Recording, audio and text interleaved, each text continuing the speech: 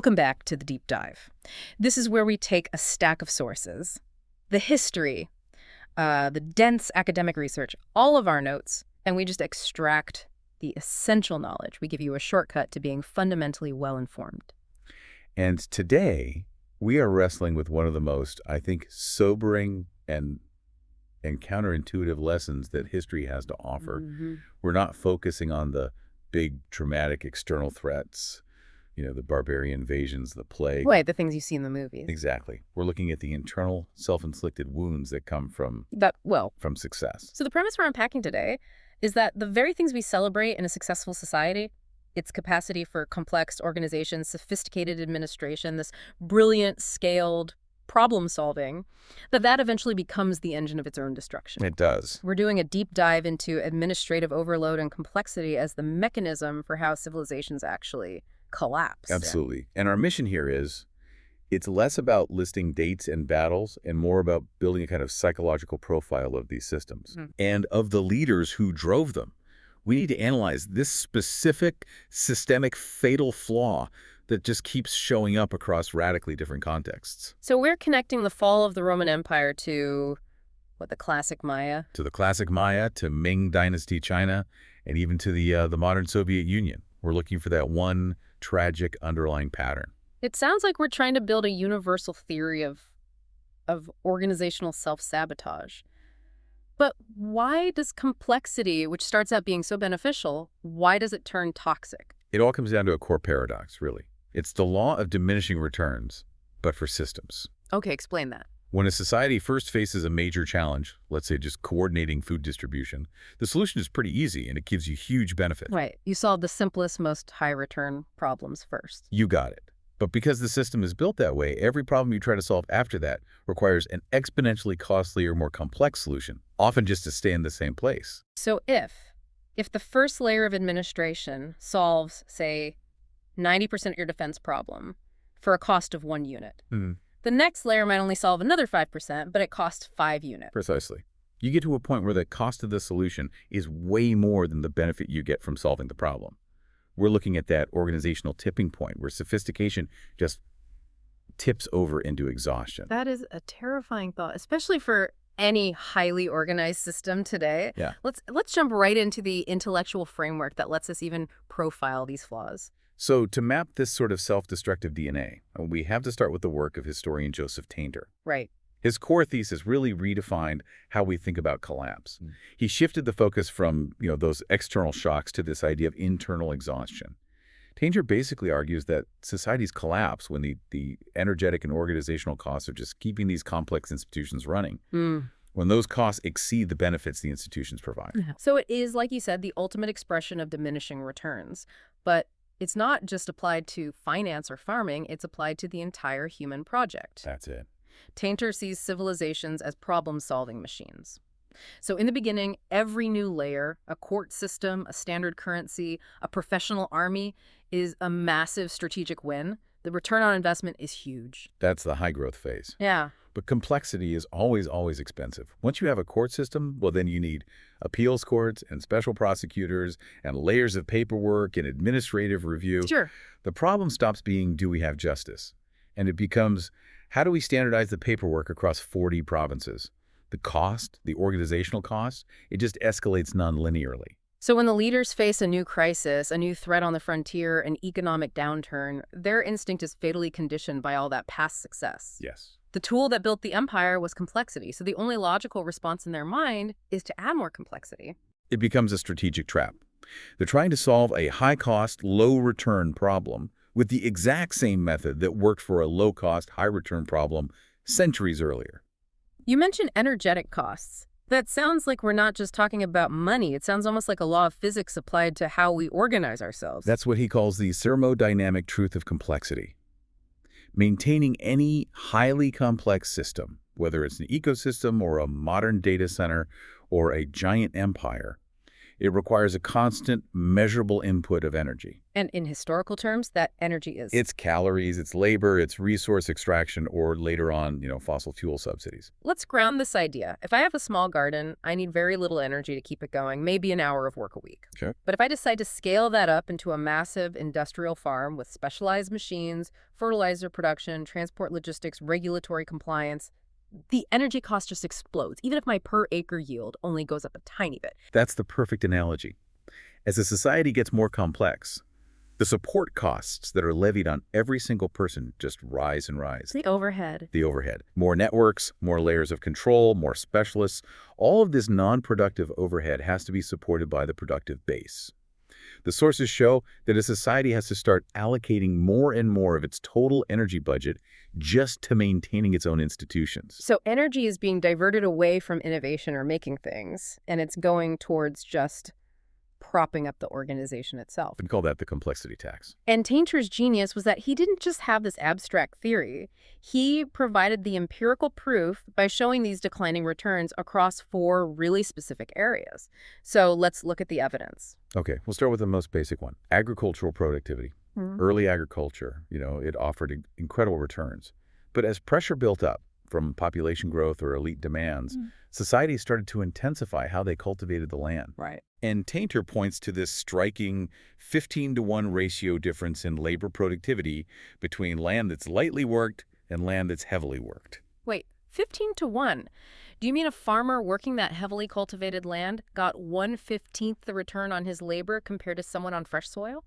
Not exactly 1/15 the return, but the labor intensity went up dramatically for smaller and smaller gains in calories. Okay, got it. The sources have this great contrast with foraging societies who only needed about 2.5 hours of labor a day to get all their calories. So we traded that lifestyle efficiency for just aggregate output. We did. But the societal cost, the backbreaking labor, the resource commitment, it climbed so fast and gave you less proportional benefit over time.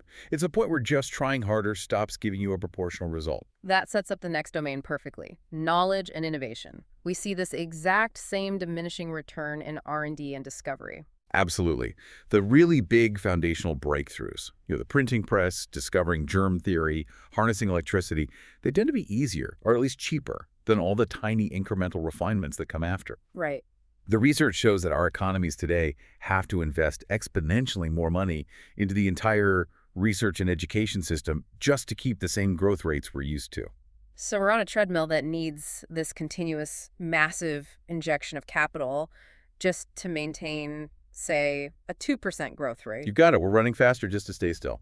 And that explains the administrative bloat we see in the institutions that are supposed to manage all this knowledge, which brings us to the third proof: bureaucratic administration. This is really the heart of the whole overload problem. In every complex society, you find this administrative bloat, a disproportionate growth in the overhead compared to the frontline delivery. Just look at historical militaries or navies. The ratio of officers, logisticians, accountants, and staff administrators to the actual fighting soldiers, it just goes up and up over time. I always think of universities today as the perfect modern example. The number of tenured professors, the people actually providing the knowledge, that number might stay flat. But the administrative staff, the compliance officers, diversity specialists, student life coordinators, and all the layers of vice presidents, they seem to multiply every single year. That is precisely the Tainter mechanism in action. Every one of those new layers is put there to solve a real problem. Compliance, accountability, reporting, student welfare. But it adds cost, and it adds friction without a proportional benefit to the core mission. So it redirects money from the mission, teaching, and research to just maintaining the organization. Yep, and that leads to the last one, economic productivity. Tainter concludes that complex societies end up having to invest way more resources just to sustain lower growth rates than they had in their initial high growth phase. It's the economic version of structural fatigue. That first burst of complexity gave you massive growth and wealth.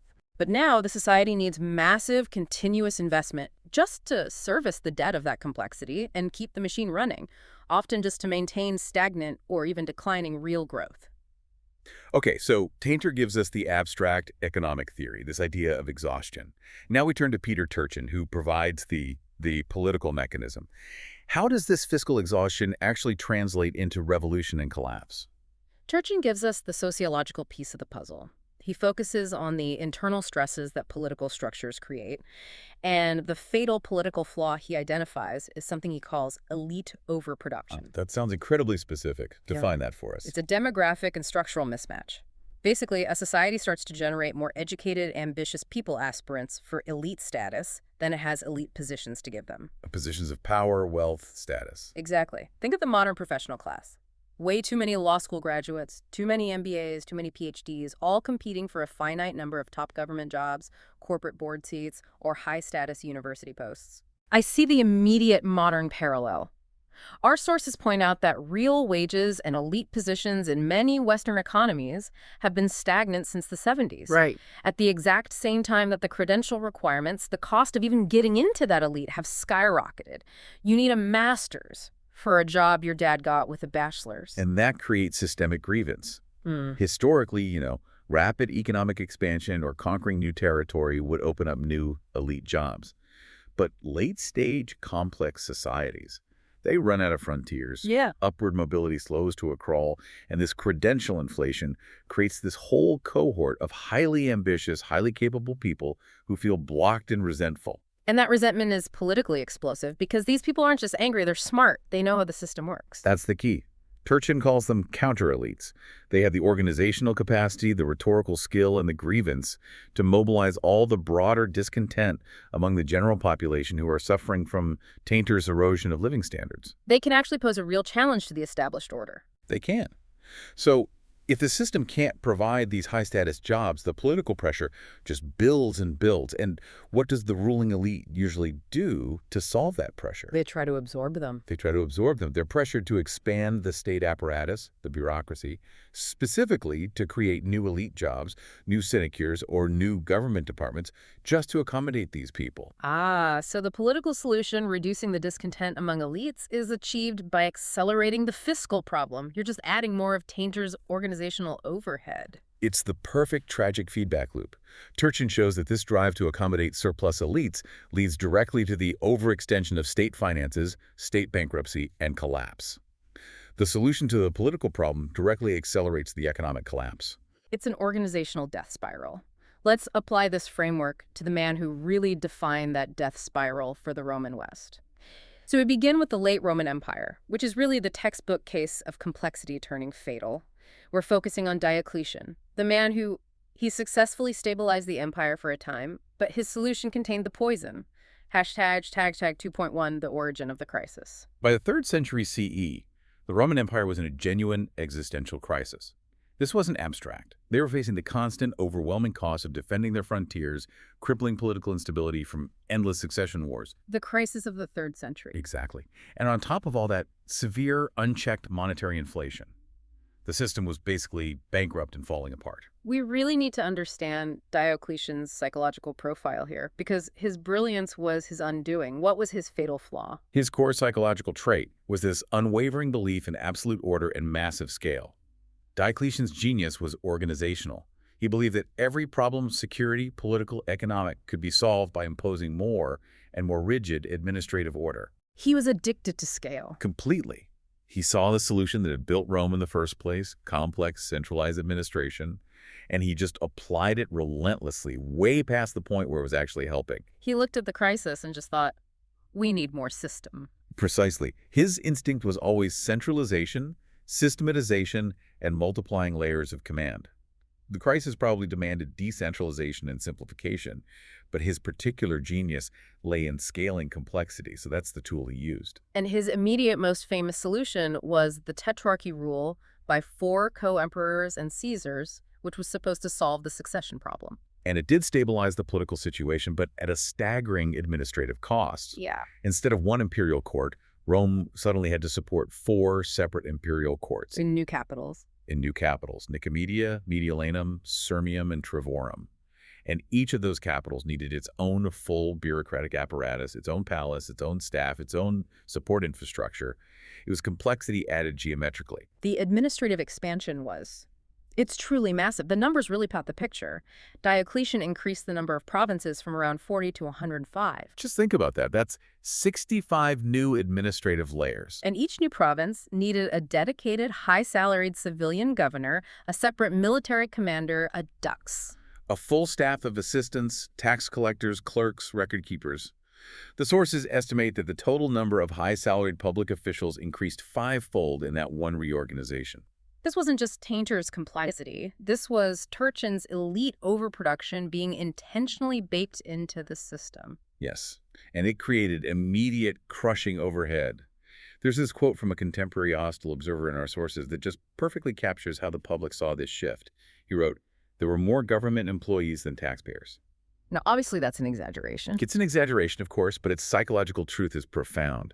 It shows that the cost of maintaining all this administrative complexity, the support system needed to run the machine, was seen by the productive base as being more than the benefits of imperial rule. So the whole apparatus was just consuming the resources it was supposed to be protecting. The empire had shifted from supporting the people to supporting itself. Hashtag 2.3, the vicious fiscal feedback loop. And this expansion leads directly to the core problem. How do you pay for this geometric increase in complexity?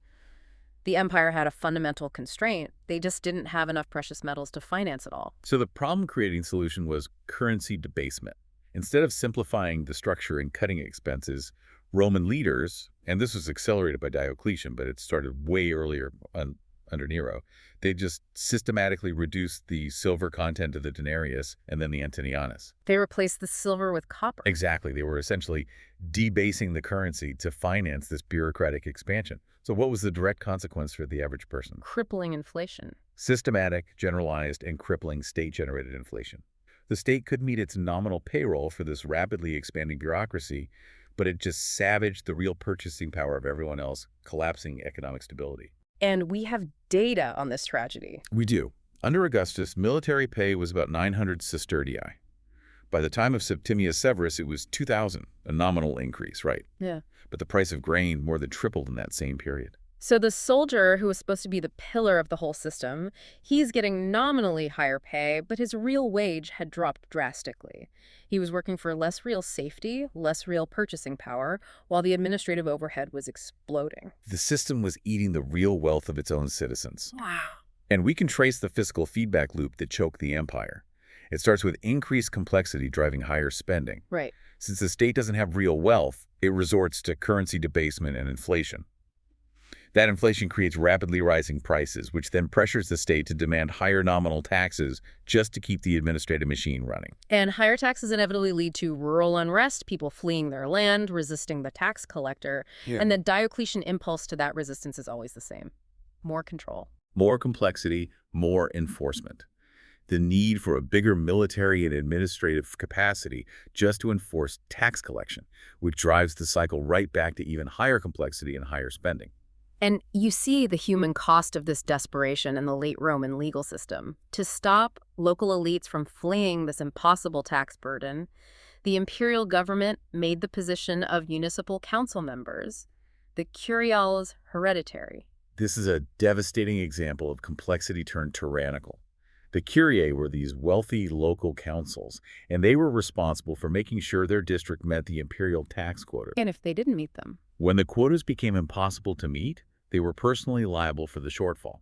So when they tried to escape this tax farm, the state responded with legal tyranny, binding them and their descendants permanently to this impossible, crushing fiscal obligation. They became prisoners of the state's need for cash flow. Exactly.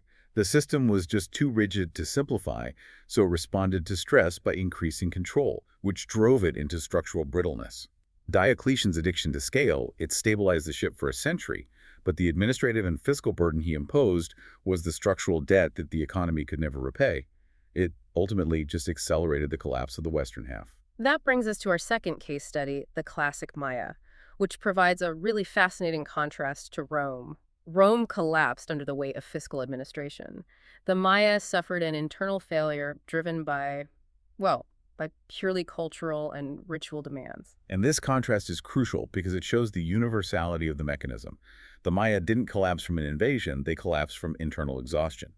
The mechanism is the same, complexity consuming its own foundation, but the way it manifested is totally different. Tag 3.1, the origin and structure of authority. In Maya society, political authority wasn't tied to logistics manuals or financial oversight. It was tied to the divine king, the Kul Aha. And that's where the fatal flaw is. The Maya elite identity was rigidly tied to massive, resource-intensive performance. The king's authority was validated through these public spectacles: calculated ritual dances, presentation of war captives, offerings of tribute, human sacrifice, and religious ritual. So the administration in this case was a ritual bureaucracy. How does demanding ritual performance equate to the kind of administrative bloat we saw in Rome? Because maintaining this elite ritual ego required staggering resource extraction and peasant labor taxes, but for construction. Think of the pyramids, the palaces, the stelae. They weren't just decorative. They were the physical proof of political legitimacy. Right. They demanded a constant, non-productive flow of resources, consuming the productive capacity of the state just for status signaling. Let's pin down the resource cost of this elite signaling. The sources have some really powerful data on the labor difference between the elite and the commoner. The labor disparity is astonishing. A single elite residence at the site of Copan required 10,686 man-days of labor. 10,000, okay. Now compare that to a commoner's hut, which required 67 man-days. That is a 160-fold difference in resource spending, purely for maintaining elite status and ritual space. That's a complexity tax levied in labor hours, not in currency. Exactly. The complexity here wasn't layers of tax collectors, it was layers of stone and plaster, demanding unsustainable labor that was completely diverted away from production. And this leads directly to an ecological cascade. It does. The plaster they used to cover these monuments and palaces. It required burning vast quantities of trees as fuel for the kilns. This intense, centralized demand for construction materials led to widespread deforestation all across the central Maya lowlands. So the construction demand, which was fueled by elite ego, literally consumed the civilization's environmental foundation. The environmental impact was devastating and self-reinforcing. Deforestation led to soil erosion, it led to sediment buildup in the valleys, it altered local rainfall patterns, and ultimately just massive degradation of agricultural land. The system was exhausting its core resources to maintain its political overhead. And just like in Rome, as the population grew, the elites responded to the resource pressure by intensifying agriculture, shorter fallow cycles, farming on marginal lands, which generated sharply diminishing returns for the labor involved. The system demanded more, but it produced less. And the complexity, the ritual construction, only got more intense. Tag 3.3, the final crisis, and failed solutions. This mounting ecological and labor debt set the stage for the collapse of their legitimacy. Around 800 CE, the region was hit by a severe multi-decade mega-drought. The worst in 7,000 years, according to the palynological data. And this was the moment the system failed its core promise. The Kelo Aha, the divine king whose entire job was to mediate with the gods, he couldn't guarantee the rains. His whole claim to authority was just nullified by environmental reality. So this legitimacy crisis triggered agricultural failure, but the elite's response was, it was fatally conditioned by their existing complex structure. The predictable, fatal solution was increased warfare. They went to war to capture resources and tributary labor from their rivals. The profound irony, again, is the system's inability to simplify. The attempt to solve resource shortages with more complexity, in this case organized aggression, it disrupted agriculture at the exact moment when stability and productivity were most needed. The war efforts just consumed even more manpower and time. And it accelerated the systemic failure instead of relieving it. And because the Maya were these decentralized city-states, without that vast provincial tribute system that Rome had, once the local resources were gone and the elite legitimacy failed, the abandonment was rapid. The entire complex institutional apparatus, the long count calendar, the elaborate royal courts, the continuous monument building, it all became economically impossible to maintain. There was no macro-regional system to absorb the shock. So complexity just imploded. It did. It forced a rapid, dramatic simplification back to small, village-level organization across the lowlands. We shift now to Ming Dynasty China, a context that's completely different from the first two. This case study shows how complexity can fail not just through fiscal cost or ritual demands, but through a structural design that was intended to prevent political dissent. And that led to catastrophic decision-making paralysis. Here we're profiling the Hongwu Emperor, the founder of the Ming. He was a very capable ruler, but his fatal flaw was acute paranoia. this profound, consuming fear that a powerful central official, a chancellor, could rise up and threaten the stability of the throne. So his solution to this fear was drastic. In the 1380, he just abolished the central secretariat and the office of chancellor completely. Which was a brilliant move, Mm. politically. It eliminated the single greatest threat to imperial power. Yeah. But here is the complexity trap in its purest form. He solved the political problem, the potential for coup, by concentrating all administrative functions personally. He kept the massive administrative weight of the empire, but he removed the institutional lever, the chancellor, that had previously managed it. He transformed the governance of a massive empire into a single-point failure defined by one person's capacity. And no single human, I don't care how energetic or brilliant they are, can manage that scale of administration without suffering an immediate, catastrophic bottleneck. The sheer volume of paperwork that must have hit the emperor's desk it's astronomical. This is the moment where that flaw becomes physically unsustainable. We actually have specific data that highlights just how severe this bottleneck was. Our sources quote that the emperor was required to cope with 1,660 documents, covering 3,391 separate issues in a single 10-day period late in his reign. Let's just pause on that. That is hundreds of documents every single day on everything from frontier defense and judicial appeals to tax exemptions and river maintenance. It's human exhaustion, not effective administration. Decisions that must have been rushed or arbitrary or just missed entirely. Of course. The core function of the state making timely, informed, adaptive decisions was sacrificed for the emperor's personal paranoia and his resulting workload. And the system immediately started looking for an emergent, unofficial way to bypass the bottleneck, which is the appointment of the Grand Secretaries in 1382. This is the critical structural trap that would plague the Ming dynasty for centuries. It is. The Grand Secretaries were nominally low-ranking advisors, but they gained de facto supreme authority by screening that flood of documents and drafting the imperial responses. They were the gatekeepers of the bottleneck. So now you have a system where the formal authority, the emperor and the surviving ministries, and the actual effective power, the grand secretaries who controlled the information flow, were completely misaligned. Hashtag 4.3 paralysis through ambiguity. This dual system created immediate structural paralysis. The six ministries, they still had their formal authority to enforce policy, but the policy direction was often coming from the Grand Secretariat. I can just imagine the confusion in the provinces. Do you follow the formal minister's directive or the actual policy direction coming from the group that controls access to the emperor? And that ambiguity led to duplicated functions, risk aversion, chronic delay. Officials were incentivized to just slow down decisions or shift responsibility rather than risk the Grand Secretary's unpredictable response. And the emperor himself is isolated. Totally isolated by layers of gatekeepers. He lacked the necessary, accurate, and timely information to govern effectively. And just like in Rome, this structural dysfunction created fiscal failure. Yes, the structural ambiguity weakened central control over local resources, which made effective tax enforcement much harder. The sources document a fascinating example. When they converted labor obligations into cash payments, which was an attempt to streamline finances, it resulted in chronic funding shortfalls because local officials were able to siphon off the cash or just fail to send it to the center. And the real-world consequence, the visible decay of the state's own supporting infrastructure. The way stations, the crucial infrastructure for imperial communication and logistics, they declined dramatically. From 1,936 under Hongwu to just 1,036 by 1587. The system was slowly starving its own arteries. So the Ming ultimately proves that complexity can fail not just through expense, but through structural paralysis. It becomes too intricate and ambiguous to make the timely, adaptive decisions it needs to survive. Our final case study brings us into the 20th century, and it proves this mechanism of self-sabotage is not limited to pre-industrial societies. The Soviet Union had advanced technology, but it faced the exact same foundational problem as the Ming.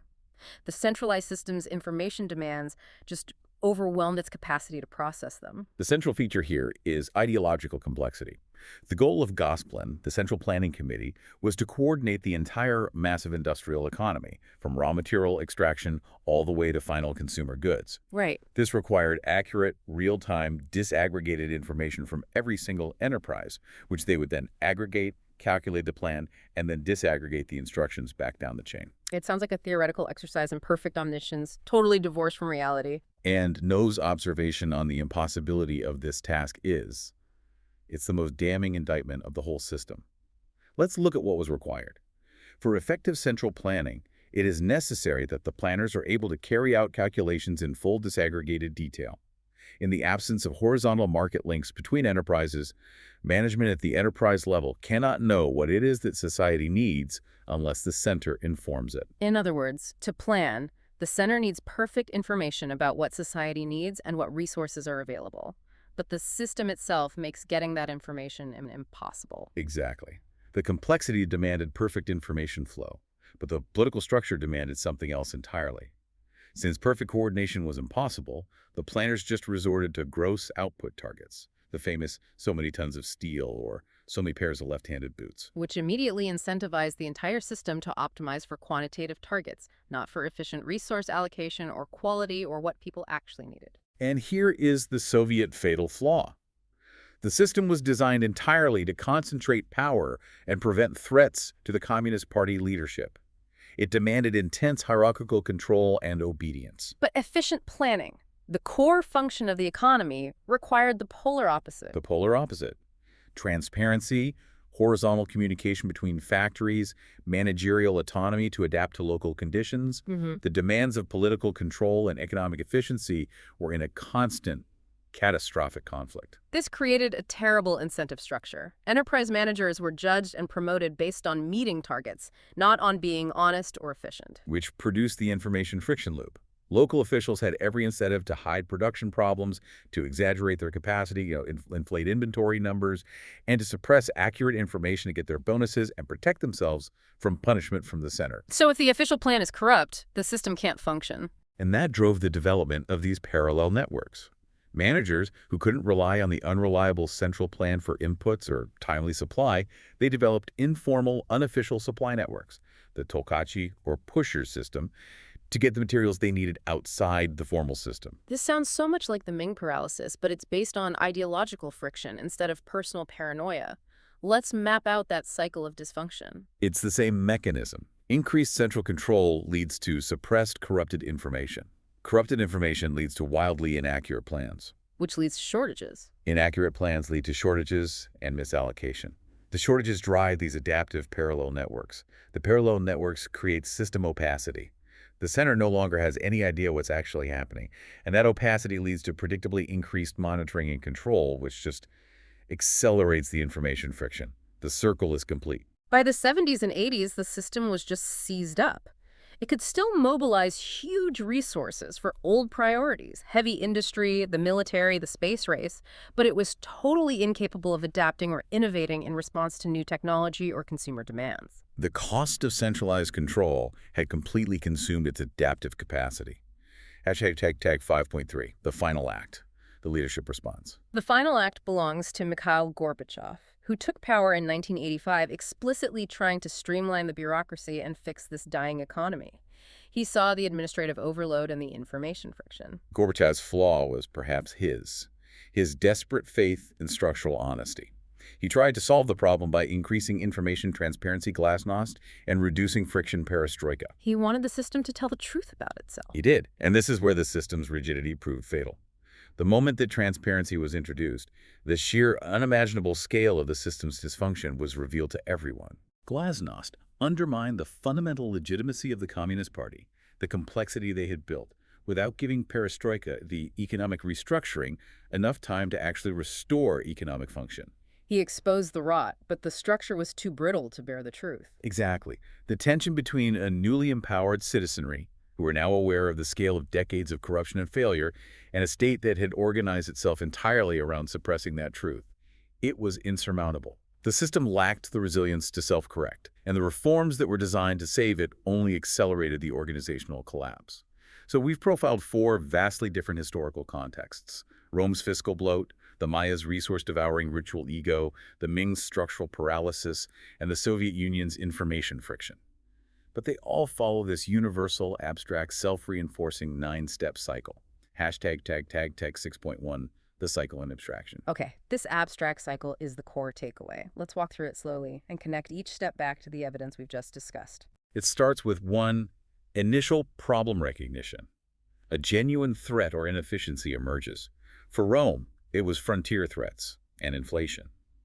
For the Maya, population growth and resource pressure. Which leads to two, the complexity-based response. This is that fatal flaw instinct. The decision makers, they rely on what worked in the past and they increase systemic complexity. They add more system. Right. Diocletian's 65 new provinces, Hongwu trying to manage 1,660 documents by himself. And this immediately requires three, cost extraction. You have to extract exponentially more resources, taxes, labor, whatever, from the productive base to support the new expanded system. Roman inflation and the hereditary tax collectors. Maya labor for non-productive monuments. But because the easy problems are already solved, the system experiences diminishing marginal benefit. The benefit curve flattens out. That huge new bureaucratic effort solves a smaller and smaller piece of the initial problem. Like the Soviet plans getting more and more elaborate without actually improving the quality of the products. Concurrently, the cost of just maintenance, the coordination, the paperwork, the middle management overhead is subject to 5, accelerating marginal cost. The cost of running the machine just multiplies non-linearly. That explosion of high-salaried Roman officials. And the widening gap between that accelerating cost and the flattening benefit that translates directly into 6, erosion of living standards for pretty much everyone else.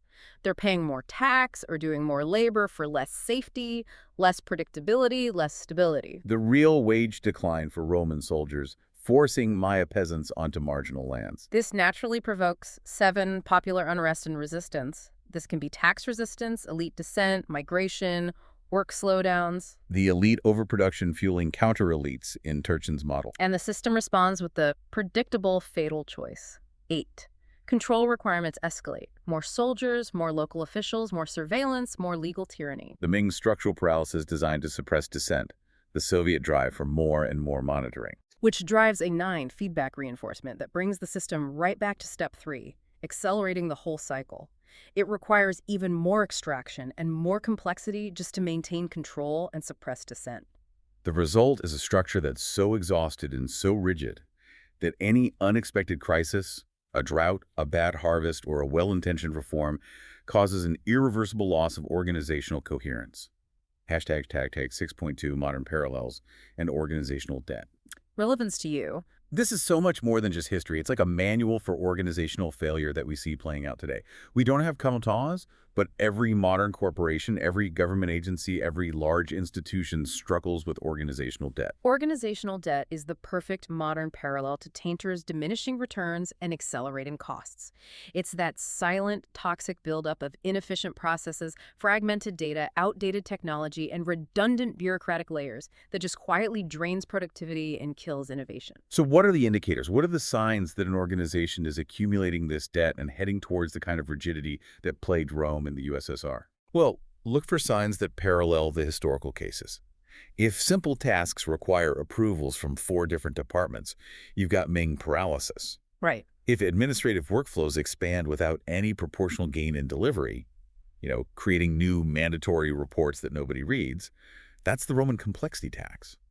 If there is constant firefighting instead of actually solving systemic issues, it suggests the system is rigid and can't adapt proactively. And what about the human cost? High turnover among your most talented employees is a massive red flag. Frustrated people who can't get simple things done because of complexity, they just leave. That's the modern version of the Roman curiales trying to flee their burdens, or the Soviet managers creating shadow networks. It is. The runaway loop in a modern company is shockingly similar to the historical cycle. Risk-averse middle managers create process layers to avoid blame, just like Hongwu trying to prevent a coup. And those processes inevitably slow decisions down, which leads to small failures. And failures trigger immediate pressure for more oversight layers. More layers slow decisions further, which forces employees to create parallel, informal workaround systems, like the Soviet Tolkachi, just to get their basic work done. And then the coordination friction between the formal, cumbersome system and the necessary informal workaround just multiplies. The organization starts spending all its energy managing its own internal friction instead of solving external problems. Timothy Choi's analysis of governmental bloat is particularly sobering here. Governments today are constantly dealing with wicked problems, these complex multi-actor issues with no single clear solution. like climate change or pandemic response. To address those, bureaucratic expansion seems almost structurally inevitable. That's the tainter warning for the 21st century. While some scale is necessary to tackle wicked problems, history proves that there is a threshold where that necessary expansion tips over into debilitating, brittle administrative bloat. The complexity we build to save ourselves can become the complexity that exhausts us. So we've established the mechanism is universal, but we have to confront the individuals who drove it. When we look at Diocletian or Hongwu or Gorbachev, were they villains for adding these layers, or were they successful, if flawed, heroes who stabilized fragmented states, even if it was only temporary? Hashtag tag tag 7.1, the paradox of knowledge. The crucial question here goes back to Tainter's paradox. Civilizations often have records of previous failures, but they keep repeating the pattern. The problem, as you said, it's not a lack of knowledge. It's the incentives against recognition. Because the people who benefit from the complexity are the ones who are supposed to recognize the cost. Exactly. Diocletian, the Ming Grand Secretaries, the Soviet apparatchiks, they all benefited personally from expansion. Increased salary, a bigger headcount, a larger budget, more personal power. They faced an immediate personal consequence for admitting failure or recommending simplification, but only a delayed systemic consequence for just keeping things as they are. This brings us back to that famous observation by Upton Sinclair, which just perfectly captures the psychological flaw of the elite in these systems. I think we should dissect that quote because it's so powerful. It is difficult to get a man to understand something when his salary depends upon his not understanding it. The first part. It is difficult to get a man to understand something. That speaks directly to the opacity that complexity creates. The system is so vast that no single person can possibly track the marginal benefit of their work against the overall system cost. A modern executive can't see how their new compliance mandate affects the junior analyst on the floor 12 layers down. They can't. And the second, fatal part, when his salary depends upon his not understanding it. That is the incentive misalignment. If recognizing the truth means admitting your job, your department, or your entire hierarchical layer is obsolete or redundant, the incentive is not just to suppress that truth, but to actively generate false positive reports and ask for more resources to solve the fabricated failure. It's the self-justification of the entire administrative class. Hashtag tag tag 7.2, the failure of prediction. And the tragedy is compounded by the fact that this theory, it doesn't provide any precise scientific metric for collapse. Determining that inflection point of diminishing returns is subjective, and it's highly contested, which makes it easy for leaders to rationalize adding just one more layer of complexity. It's the last sip from the poisoned well. That one layer always benefits them immediately. And crucially, complexity itself creates opacity. By the time the crisis is obvious, when the Roman state is desperately binding farmers to hereditary tax collection, or the Soviet system can't even stock soap in its stores, the system is already too inflexible to adapt. The window for easy, successful simplification has long since closed. Hashtag tag tag 7.3, final verdict on the actors. So given all the evidence, how do we weigh the legacy of these central figures? Well, Diocletian and Hongwu were figures of immense, undeniable organizational genius. Diocletian saved the fragmented 3rd century state. Hongwu founded a dynasty that lasted for 3 centuries. Their flaw wasn't malice, it was a fatal addiction to the proven solution of scale. They saw complexity not as a cost, but as an endless resource for problem solving. And they applied that logic way past its point of exhaustion. They succeeded in the short term by building the very system that killed them in the long term. And Gorbachev. Yeah. He tried to introduce honesty into a fundamentally dishonest, complex system. Was he a hero for transparency or a villain for unleashing chaos? His failure lies in miscalculating the system's lack of resilience to internal truth. He tried to repair a structure that was just too brittle to handle the stress of being repaired. He pulled the rotten thread. And the entire garment, the entire Soviet apparatus unraveled because it was rotten all the way through. He was perhaps the only moral leader in the history of the USSR, but morality couldn't save a structurally exhausted state. Hashtag tag outro. This deep dive, I think, shows us a universal truth. The systems we build to solve our problems eventually succumb to the cost of their own organizational overhead. The flaw is inherent in the impulse to scale. For actionable knowledge, we have to ruthlessly pursue structural honesty, advocate for genuine decentralization to maximize the fidelity of our information, and prioritize margin preservation, making sure productive capacity isn't consumed by administrative overhead. We have to continuously audit our processes to eliminate the ones that have stopped generating net value. The historical figures failed because they defaulted to increasing complexity when they should have simplified. They were so focused on the external threat, the barbarians, the drought, the political rival, and they ignored the internal metabolism of their own organization. So for you, the listener, the ultimate challenge is this. If knowledge is complexity, and complexity demands energy to maintain, what knowledge are you carrying right now, whether it's personal habits, organizational processes, or even ideological commitments, that is costing you more to maintain than it is helping you survive? It's time to look for those invisible complexity traps in your own life and your own work. Food for thought for your week. Thank you for joining us on the Deep Dive. Until next time.